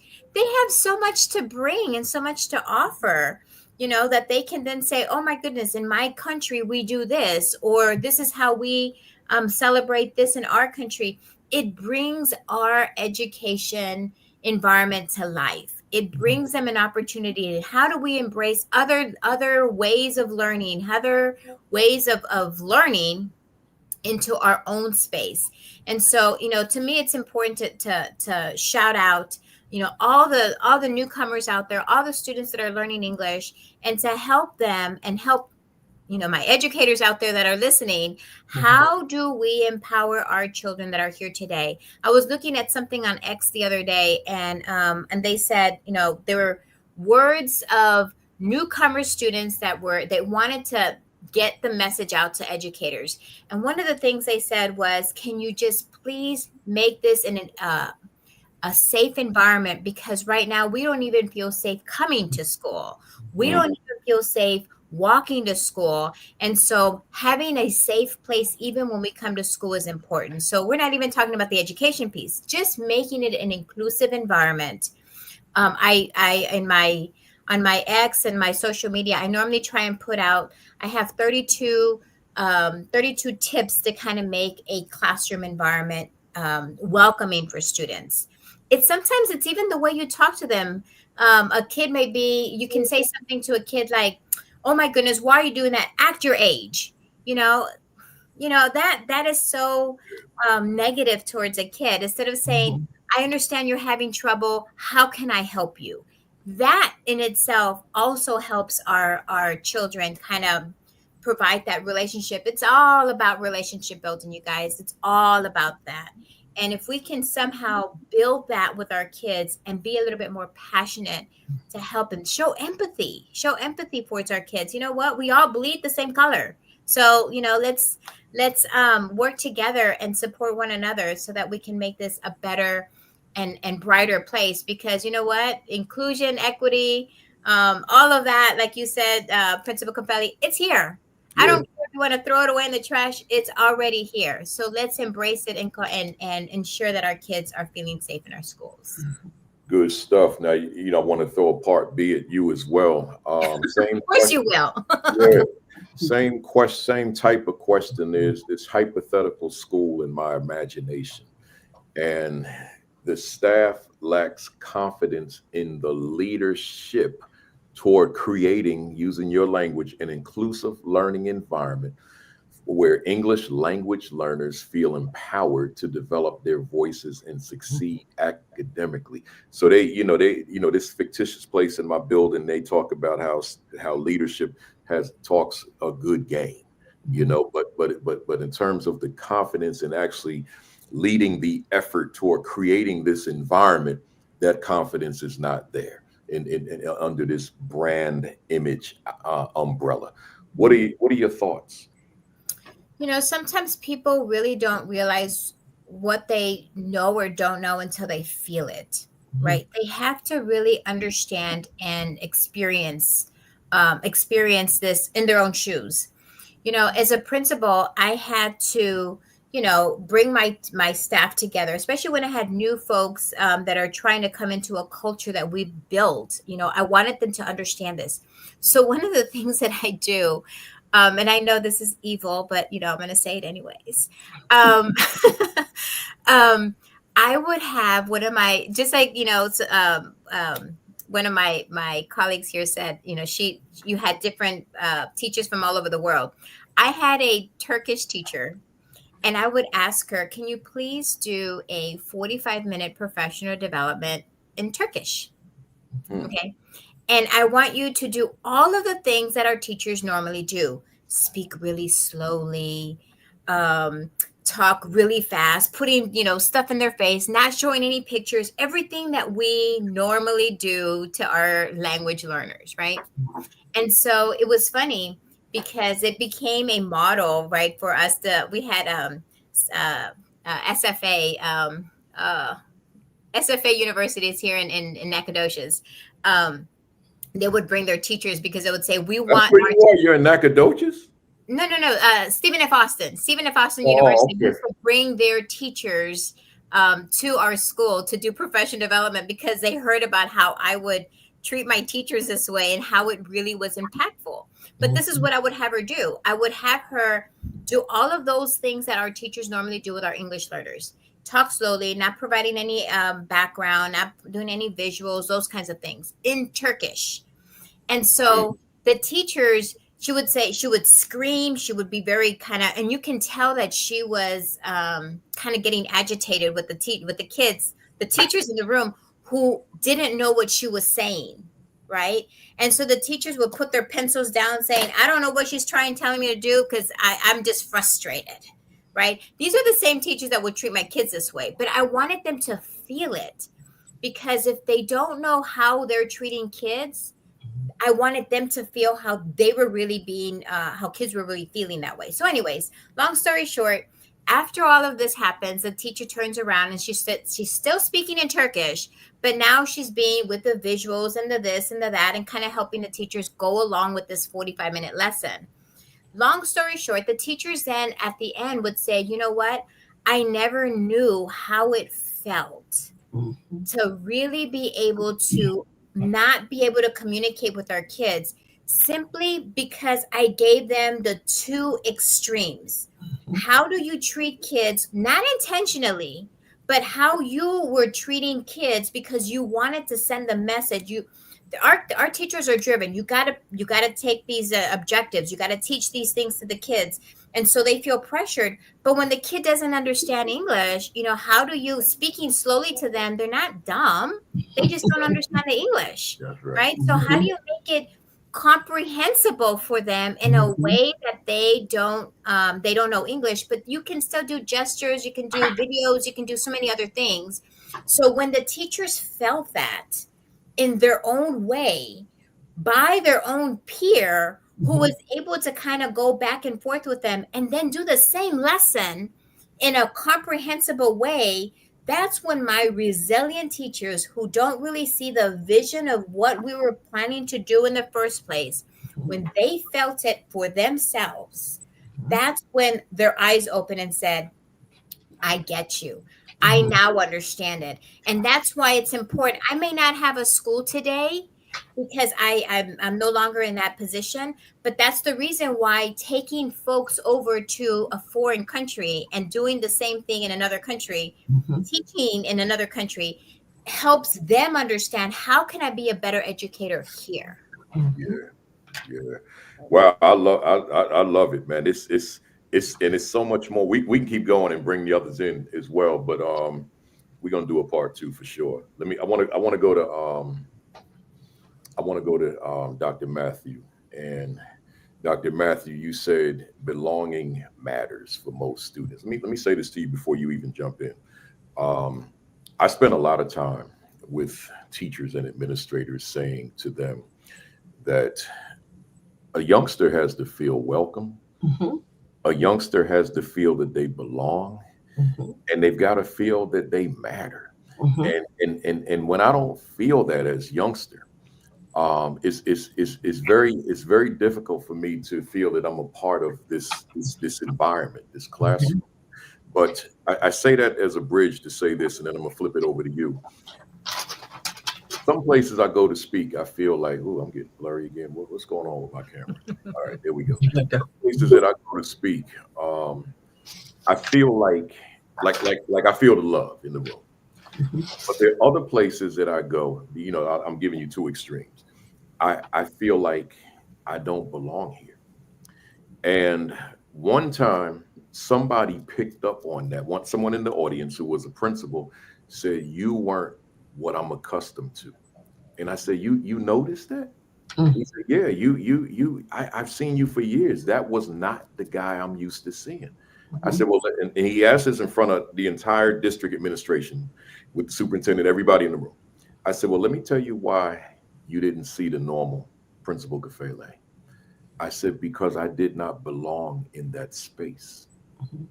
So I knew that when I got there, and I just wanted it to hurry up and be over. And that's the entire district admin went over dinner in the room. This was after the presentation. I said, I didn't belong. So because I knew I didn't belong, there was no love in there. I said, you couldn't get the best of me because I could not deliver the best of me because I felt like I was out of place. I did not belong in that space. So with that being said, I just wanted to share that. Talk to us. Belonging matters most for students. The floor is yours. Yeah. So how could you really be who you are, right? How could you be who you are if you're not feeling like you can be vulnerable? How do you feel you're not safe?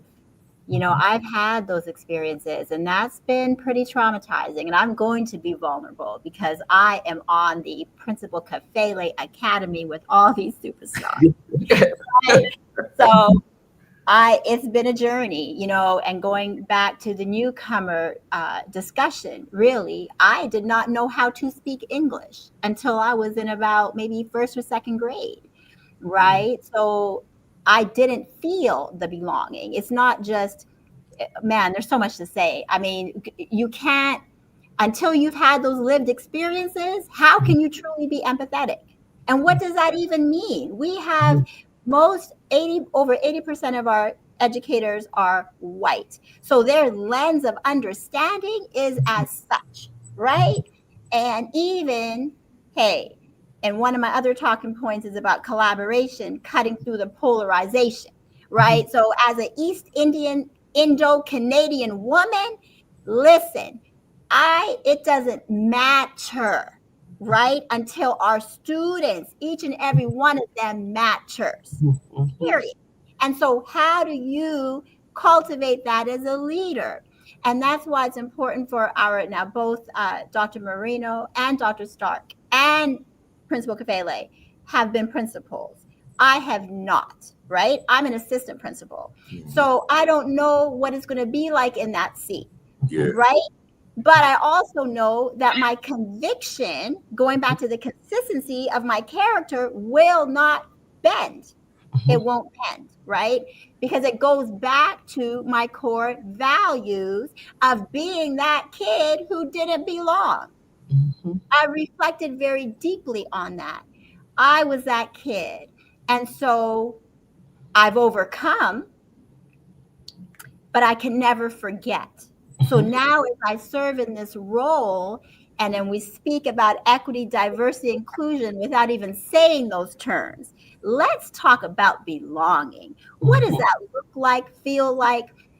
How can we provide that safety? And so that's why it's important that we ensure belonging comes first. Once those students are empowered, and they feel like they have a place to be and their voice is heard and honored and amplified, then they can do absolutely anything. Absolutely anything. Test, achievement, all that will take care of itself. But the challenge is our leadership so that we can cultivate that true sense of belonging for each and every student. I believe that. I appreciate that. Let me go back to my hypothetical school. This is certainly not in any of your schools. This is just something in my imagination. So there's a staff there. Same question I've been throwing at the others. There's a staff there that doesn't have confidence in the leadership's ability to lead the effort. It doesn't mean it's just the leadership that's doing, the leaders that are doing it. We're talking leadership. So it doesn't believe in the leadership's ability to create this environment where belonging really matters for most students. So we're talking about a brand identity, brand image unalignment, right? So we're missing each other. What are your thoughts on the direction that leadership has to go to develop that confidence that, yes, here we are with the manifestation that belonging does in fact matter for our students? Yeah, so I noticed Dr. Howard is on this call. He's the co-founder of the Bond Network, building our network of diversity in Maryland. You were there as our keynote last year. And one of our discussions, I'm telling you, we're doing great work with equity, inclusion, diversity, all of that great stuff here in Maryland. One of the discussions I remember that we had was really about those riffs, right? The ripple effect. We've got to take it slow and we've got to be intentional. So one of my former principals, I'm not sure if she's on the call, Miss Carrie Akins, soon to be Dr. Akins. I'm going to be very, she's not in my school district. I know I got to go back to work on Monday morning, Principal Kafele. I want to say this. Her lens as a white woman, right? With a predominant, and all of us, every admin in that building was white. I was a non-white admin on that team. Okay. And we are best of friends. And I had to, the way we got there was through intentionally ensuring that I could really manage this relationship because I knew her lens of existence when it came to kind of understanding our kids and our community in a school that was, the demographics was getting like, it was becoming more African-American, right? So it was a minority majority context happening. So what we did was I was very intentional in ensuring that my conversations with her were ones that started with active listening, seeking to understand her frame of reference, her existence, right? Her stories. And she became very trusting of me through that because I always assumed positive intentions. And I came with a desire to truly learn where she was coming from and help her along the way so she could have that sense of safety. So she could have that sense of belonging as far as her place in that school. And so to answer your question, I would say we just need to ensure that, again, we're intentional, that we take our time. No, it's not going to happen overnight. We know that. But we've got to be willing to have that those long-term goals, and then those goals along the way to get there. Yeah, good stuff. Good stuff. Listen, here's what we're gonna do. We're gonna do a part 2, and I'll be in touch with the 3 of you. And then, so Dr. Matthew, it's interesting because when I asked you to come on about a month ago for an AP session, we're still gonna do that, right? So I want to do the part 2 here, but then I got 2 other APs I want to bring you on, and then we're gonna do an AP session. So we got all that coming. So we're gonna see each other a few times on here, right? So but I want to transition, an abrupt transition at that, to our rapid fire questions. These are what I call my BAM impact. BAM is my hashtag people know me by. And so I call it BAM impact. So I'm gonna ask you, it's 21 questions. I'm gonna ask you all 7 each, and these are rapid fire. This is 1 sentence only, or 1 word, or a couple of words. If you find a comma is being inserted, it's too much. I'm gonna just jump in and say, right? So this is like, right? So we be finished this in a minute. So here we go. I'm gonna start with Dr. Stark. Is education on the right path for underserved children?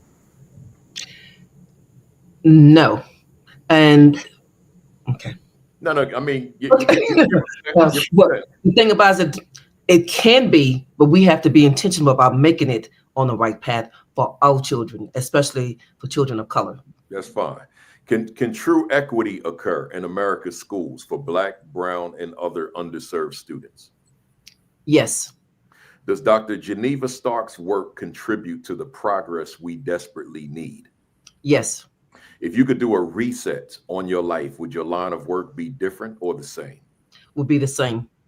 Why do you continue to do the work that you do? Because we're standing on the shoulders of greatness, and to whom much is given, much. Okay. No, you good. Go ahead. Finish that thought. To whom much is given, much is required. And I'm committed and engaged and focused on that, on the work. What particularly fires you up within the work that you do? I see so many great young people and their skills and their talents, and I want to manifest them. I want people to be able to see their gifts and that they are great and incredible young people. And I want to be a part of their journey. What do you dislike about the work that you do?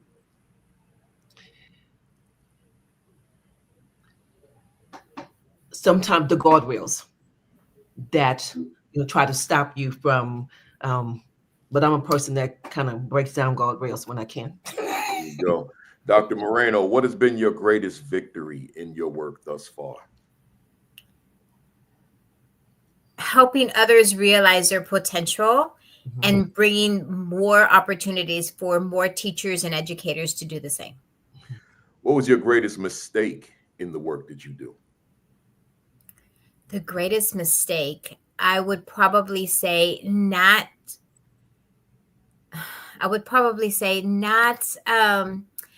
doing the work that I'm doing now earlier. I think I should have been empowering more teachers back in the day, even because I had such a small school. So I wanted to be impacting more children and more educators at a much higher rate at a earlier time. I got you. What has been your greatest challenge in the work that you do? Just policies and not making more of a difference because of all of these policies that don't allow people to do what they need to do. Are you proud of your first year as an assistant principal? Absolutely. It was the best time of my time. Who inspires you in the work that you do? Other educators, other leaders that I follow. I want to do what they do. I want to do what you do, Principal Kafele. That's what I want to do. I love it. I want to do what you do. What book would you recommend for our fam out there this afternoon? Sir, your book. Okay, your book and John. There you go. See, there you go. And also, I need to shout out to Josh Tovar and his book because I'm super excited that he's finally published. That's right. Dr. Matthew, what do you want to accomplish that you have not accomplished yet? I would love to be a principal. I thought that was going to be your answer. Are you satisfied with where you are professionally? No. Is there another gear to your leadership, or are you at peak performance now?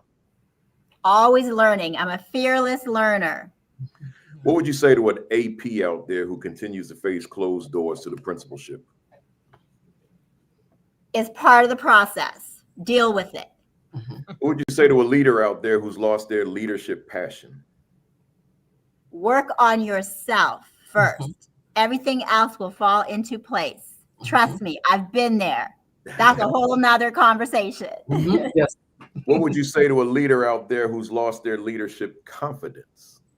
Work on yourself. Feed your mind. Your mind is powerful. It all starts here. Your mind, your heart, your spirit. Feed it. Guard it. And finally, if Dr. Sonia Matthew was a word in a dictionary, what would be your definition? Relentless. If Dr. Geneva Stark was a word in a dictionary, what would be your definition? Impactful. And if Dr. Moreno was a word in a dictionary, what would be your definition? Never take no for an answer. I love it. I love it. You know, I want to applaud you all, and I feel guilty for ending short because, you know, I don't usually end at 12:41, but I want to applaud you for everything that you contributed. And, you know, I read all 4 of the platforms and everybody was right with us. I see you all, the regulars have been putting the emojis up. So for those of you who are new to the platform, what that means, if you see all those emojis on your thread, that's how we applaud our guests. Just put your favorite emoji on. If this session today resonated with you, if it was good stuff, if you heard some information that you can utilize, if you were inspired, if you felt empowered, whatever it is. And I see those emojis are coming in. Y'all know I bring my little baseball bat with me. I don't bring my big Louisville Sluggers from Jefferson County, but my little, and y'all hit it right out the park. Wearing my St. Louis Stars Negro Leagues jersey. So whatever player would have worn number 15, that's what I'm wearing on my back. Y'all hit it right out the park. Grand slam every time you came to the plate. Great stuff, great session. I will be in touch with you so that we can reschedule some more, and probably a different topic, but we'll exhaust this topic and then we'll go on and do some other things. So, but tell the folks how they can get in touch with you. You know, some folks might want to follow you on social media. They may want to have you come and do a seminar. They may want you to just come in and do a keynote, you know, whatever it is. Let them know, Dr. Stark, how do they get in touch with you and how do they follow you on social media? They can reach me at GASP Consulting Services, LLC, which is gaspconsultant.com. Also, I'm on X with at Whodat 40047. I'm also on LinkedIn as well. But one of the things I'd like to say before I close up is that no one can make you feel inferior without your permission. That's right. Keep that in mind. No one can make you feel inferior without your permission. Without your permission. That's right. I love it. I love it. Dr. Moreno, same thing. Right here at Newcomer Success on all social media platforms, X, TikTok, everything. I am taking folks over to Tanzania in July. So if anybody's interested, shoot me a little message. Again, teaching Maasai children for 10 days in July is amazing, including a 2-day safari. So do me a favor at the risk of missing my flight. Give them the elevator speech of why they would be going to Tanzania. So we'll be going to Tanzania to teach Maasai children. It's a school, EC3, 3-year-olds all the way to 6th grade. And so we're going and supporting teachers and students at Promise Village Academy. So if you go to promisevillageacademy.org on Google, and you can see the name of the school, you can see what we're going to do. And this is a remote area, you guys. So you're going to see giraffes and wildebeest out in the wild, but we're teaching in their environment. So it's a phenomenal place. And I highly encourage people to go visit Africa and teach. Let's do what we both love to do, right? And how long would they be there with you? It'll be 10 days. 10 We're days. leaving July 7th, coming back on the 17th. And so, yeah, I normally kind of jump off. I'm going to Rwanda after that. So I'm going to take my folks over there first. I have an information center session. So if you just send me a text, I will give you a link. We'll have a whole information center. If it's not going to be this July, then let's plan for next July, right? So sounds good. That sounds I'm going good. 3 times a year now. So please reach out to me. So is the website newcomersuccess.com?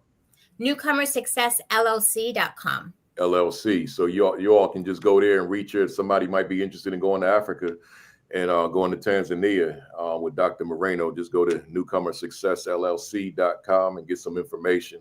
And maybe you might wind up over there. Maybe next summer I might wind up with one of those trips. My summer is already booked, but you never know for the next year. That's not booked yet. Yeah, my website is newcomersuccessllc.com. But on all social media, just send me a DM. Just direct message me on all social media on Newcomer Success, no LLC, just Newcomer Success, and I will get back to you. Sounds good. Dr. Matthew, same thing. So LinkedIn is Dr. Sonia A. Matthew, and my Instagram is Youth Doctor. And my favorite, I'm sorry, y'all, is X. I'm very consistent with X. I just have a great PLN there, and it's really helped my branding journey. And that would be Sonia Matthew 2. Very good. Very good. I'm trying to hang in there with X. You know, I know. I should be at around 150,000 followers now, but there was a mass exodus and I'm down to 87,000, you know, and it's just steadily declining. So the folks are abandoning, but I'm still there because I stream to it with this platform. So, but I lost a lot of people. Blue Sky, that's the new X. That's where I'm on Blue. I'm on Blue Sky. I got a big 700 something followers, and you know we're trying to build it. But you know I'm there. But you all go to X and follow Dr. Matthew. And again, they're all presenters. They all speak. You can go and you can invite them. They come on in there and give a little something. Hey y'all, I got a flight, man. Can you say one thing real quick, Principal Kafele? Hey, Melissa, real quick, Doc. Melissa, I mean, I see you being sarcastic. Only 87,000, but I was almost double that. Yeah. Go ahead, Doc. So conferences, speaking of conferences, we have a conference in Maryland called the Bond Academy, BOND. Look it up. Registration is still open. Please check us out. Very affordable, 3-day conference. Principal Kafele was there last year, so I want to shout that out. That's all. Thank you so much. Good stuff.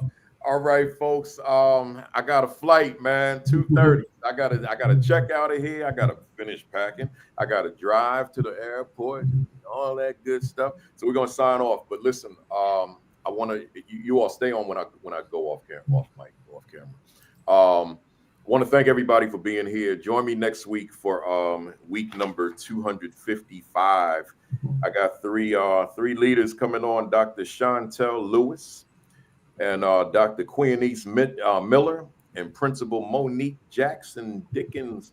I don't know what we're gonna talk about yet. I got to put it together, but you know, by the time we get to next Saturday, I'm gonna have something. So join me next week for week 255. But also, when you join me, make sure you get up a little early, 10 o'clock for Sean Hurt. These are all Facebook Live. Sean Hurt Eastern, 10 o'clock Eastern time. Create and Educate with Dr. Sheikah Houston, Dr. Tammy Taylor at 10:30. AP New Principals Academy with Principal Kafele, 10:55. And then PDP Podcast with Josh Tovar and Dr. Marie Moreno. You see right there, co-hosting every Sunday, 7 o'clock Eastern. Make sure that you let me get it out my bag, man. I'm risking missing my flight, man. I'll catch the next one. Hey, y'all, get your copy, right? What is my value instructionally? There it is.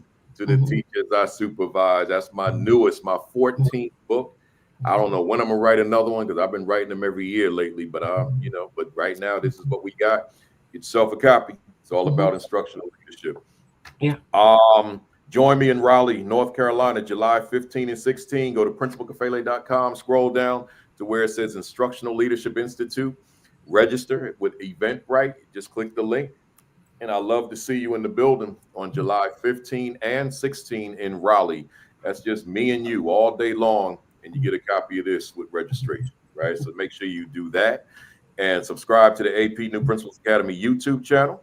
We got 23,300 subscribers. I ain't complaining about that, but there are over 300,000 administrators in America. So let's keep hitting that subscribe button. If you haven't done it yet, hit it. You can only do it once. I don't mean like try to give me like 10 and 15. Just hit it one time so that you're in and you'll be notified when I go live if you hit the notifications bell. So make sure you hit that as well. I have another YouTube channel called Principal Kafele Speaks. Check that out. And I got another one called Principal Kafele. That's my message to your son videos that I made many years ago, but they're probably still relevant. And then lastly, everybody, your diet, your exercise, and your virus precautions. I've been saying that for 254 weeks now. Make sure that you're eating right. Make sure you're taking care of yourself, getting your exercise in. And I haven't been talking about viruses in all them years, but no, yes, I did, because I started this in 2020. So I was. Make sure you just take whatever precautions, because there's a lot out there, man. Yes. A lot. And like I say all the time, when I'm on them planes and that seatmate decide he want to sneeze or cough, not like they want to, but once you do, feel bad for them. You know, like what I don't want to. I don't know you. I ain't gonna see you again when this plane lands. I ain't trying to take you with me. Right? Yes. So, mask up. I should be wearing it anyway, but sometimes I just don't want to. But once I get that sneeze or that cough, mask up, baby. So look, y'all, I appreciate you being here. Have a great week. Have an extraordinary week. Have your best week yet. Peace. Yes. Yeah. Peace. Thumbs up. Cock that fist back. Count to 3 with me. 1, 2, 3.